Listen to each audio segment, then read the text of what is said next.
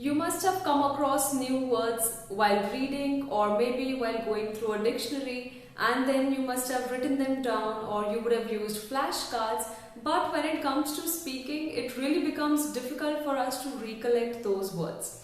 And hence, I would really ask you to watch this complete video and look at all the 13 tips and then decide which one you want to pick and make it a part of your daily habit, so that you will be able to remember the newly learned words. Because if we do not learn new words, what happens is our speech or our communication remains at the same level. If we want to take it to the next level, we have to learn new words and apply them in our communication, be it written or verbal. The first tip that I want to give you all is no random word selection when you're learning a new word. For example, if you have made a book which has a lot of new words and you just keep adding new random words to it every day, and you think that you will remember all of these 10 different random words that you learned over the last 10 days, then I'm sure that most of these words will be forgotten by you when you're speaking. On the other hand, if you link these words to something that you're passionate about or to something that interests you, for example, the word paparazzi. Now this one means a photographer who is independent and takes photographs of people who are high profile or big cheese. For example, actors or politicians or cricketers, etc.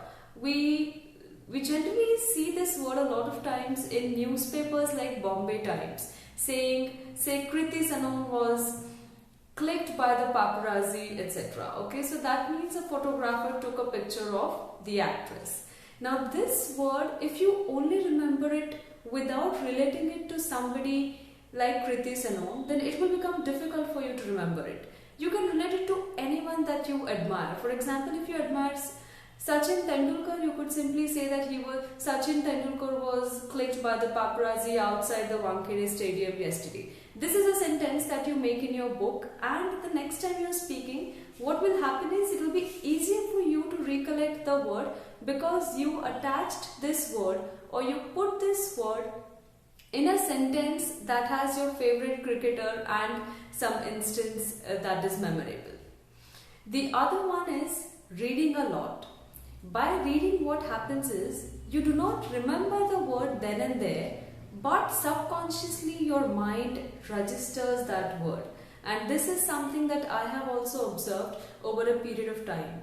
The more you read, do not try to go back to the dictionary when you come across a new word while reading. Just scan through and keep reading every single day of your life, at least for some time. Be it 15 minutes or half an hour that you dedicate to reading. I'm sure after 6 months, your vocabulary would have been improved without you even realizing it. Because in this video that I have shared here, how I have learned to speak in English, reading is one of the reasons behind my use of words. And I wouldn't say that I have sat down and memorized a particular word and then used it in my speech. Sometimes out of nowhere I use a word and then I tell myself that, oh, okay, I used this word, and when I check the meaning of that word, I actually end up using it at the correct place somehow. Why? Because when I'm reading something, I understand the context in which the word is used and my mind registers the context, and the next time I'm speaking something and I'm at a loss of a word, sometimes some random word may come in my mind and I may just end up saying it for the first time in my speech. So read a lot. Reading is definitely a good habit, gives you a lot of knowledge also and improves your vocabulary. The next one is using repetition. But how do you repeat things? Now, if you have a new word in your mind or a new word that you want to learn, if you just memorize it, say 50 or 100 times in just half an hour or 1 hour, you will not be able to remember it for a long time. On the other hand, if you apply spaced repetition, or if you recollect that word after every few hours, then that word will stay in your mind for a longer period of time. And we can relate this strategy with the fact that when we studied for our board exams, did we just mug up a chapter once and for all and then we appeared for the board exam? Or we kept revising that chapter every few days until the day of the exam when we actually recollected everything that we had learned and read. So spaced repetition is more important than learning a word in half an hour and then thinking to yourself that you're going to remember it the next time you're speaking. That won't happen.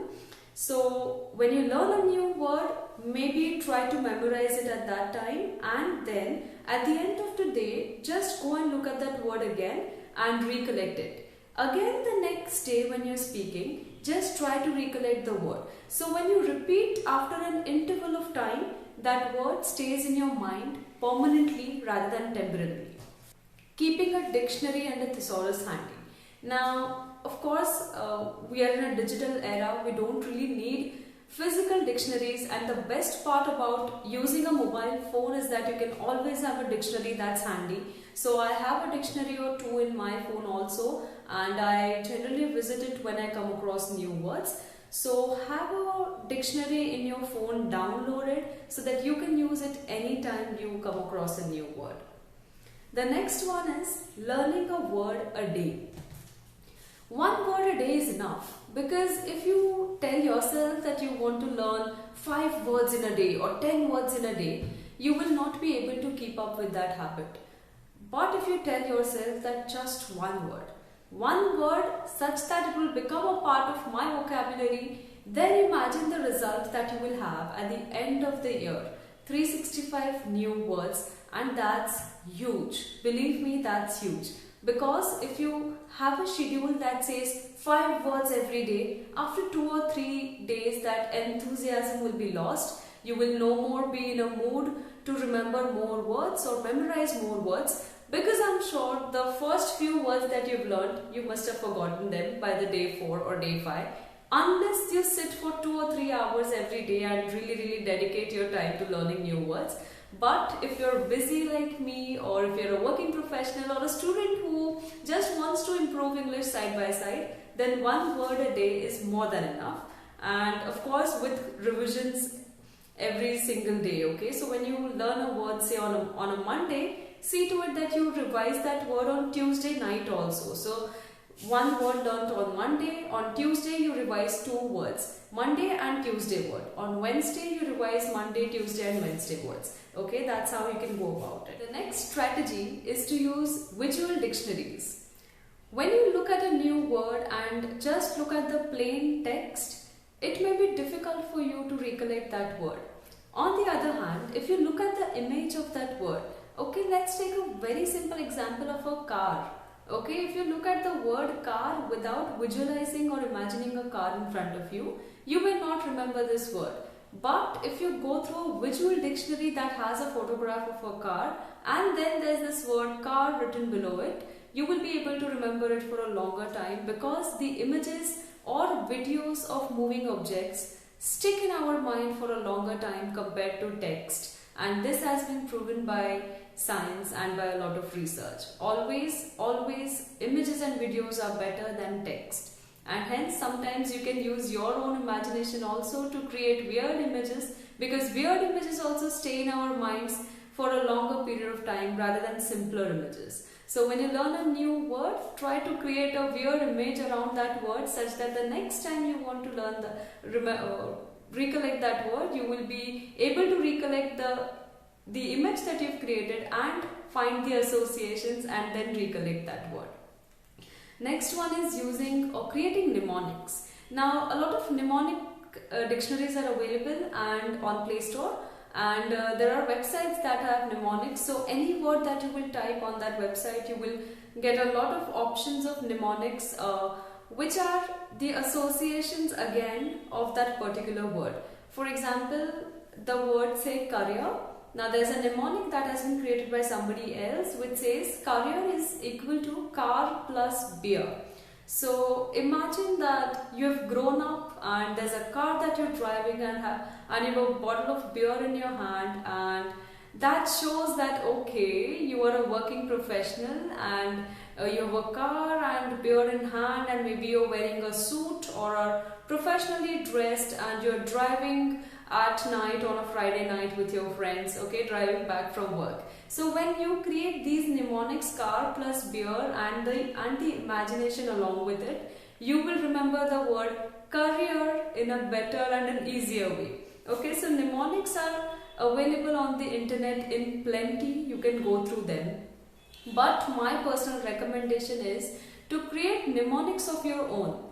Because when you create mnemonics of your own, when you break down a word into parts and you associate those parts with your own associations that your mind has developed, you will remember it for a longer time compared to learning through the mnemonics that are created by others. If you don't have time, you can obviously go with the mnemonics that others have created and then try to remember words. But my personal suggestion, create your own mnemonics and remember those words. The next practical tip is obviously to use these words in practicality, right? To use them in your speech every day. Now I know you might feel like every day to use all the words every day. Not really. The one word that you learned yesterday, see to it that you use that word in your communication the next day. That communication could be a message that you're sending to your friend on WhatsApp, an email that you're sending to your boss, or talking to your friends and using that word somewhere in your speech. Okay, so the effort is just using that one word the next day you've learned it. That's it. Okay, so when you use them in your speech or in writing, you will remember it for a longer time. The other one is have fun with sticky notes or magnets or sticky notes that are physical also. So there are two kinds of sticky notes, right? There are the ones that you can use on your computer or laptop or even in your mobile phones, and then there are those that are the physical chips of paper, the yellow, pink, green, orange ones that you can stick somewhere in your room where they're easily visible to you. So if you have a room of your own and there's a table and chair that you use to study or to work, you can have these sticky notes that are stuck right in front of your desk or on the sides of the laptop or in your washroom when you're sitting in the morning and you just take a look at that sticky note, or maybe the magnets that you can put on your fridge where you go a lot of times to open it. So anything that's either physical or on mobile also, you can have sticky notes, and then just put that one word that you've learned recently, and that word will be in front of your eyes, and hence it will somehow be recollected at a later stage. The next tip or strategy is to learn or remember the new word by understanding its etymology, which means its roots. A lot of words have prefixes and suffixes added to them, and they are the new words that are created out of the original words. For example, there is a prefix called anti, A-N-T-I, okay, which means against or opposite. So, for example, if you want to prevent acidity, you could say that I had an antacid. Okay, so antacid is a medicine that you can use to prevent acidity in your stomach. And that is exactly the meaning of the word antacid, which is opposite of acid, or something that prevents acid, something that prevents acidity. So when you look at etymology, what happens is you're diving deeper into that word, you're understanding the root of that word, the origin of that word, and hence the prefixes and suffixes that you understand are also applicable in some other words that you may come across while reading, and then at that time you will be able to understand the meaning of that new word based on just such kind of prefixes and suffixes. Okay, so etymology is another good way of remembering word, or a collection of words that are all having same prefix or the same suffix. Another one is teach the newly learnt word to somebody else. Now if you have someone at your home like a younger brother or a younger sister and you are learning vocabulary, then just take 5 minutes in the day and whichever new word you've learned, just teach that word to that person. When you teach others, you remember things for a longer time. Because when we teach others, we try to generally teach them in the easiest way possible such that they'll remember it for a long time. And in that process, we also end up remembering those things for a long time. So teaching is something that I would recommend you if you have a friend or brother or a sister or your mother or father who are passionate about learning the English language, then do teach them things that you are learning in English so that both of you will be benefited at the end. The last one is have fun while learning English and the new words. So by having fun or by saying that have fun, I'm saying try and play quizzes, try and play games with your partner or with your friends at school or college, and try to solve puzzles that say that you have to complete this word. So what are the letters or alphabets that you need to put in there? So when you make learning fun and when you feel that you're actually playing and not really learning, that is always better, right? Because who likes to sit alone and do things? Rather sit with your friends, play games or quizzes, solve quizzes that have difficulty levels. So you could start with the basic. Once you're good with the basic word list, you go to an advanced word list and then try to solve that along with your friends, and then discuss about, oh, maybe this word has this root or this prefix or suffix and maybe it means this in this context. So that is how you will evolve in your vocabulary, okay? Now these were the tips that I wanted to share with you. If you have liked this video, please let me tell you that subscribing to the channel is absolutely free of cost. You can subscribe to the channel and hit the bell icon, which is again free, okay? And you can comment, like, share it with your family and friends if you think that this video has been useful. So please shower your love, subscribe, and until I see you next, bye.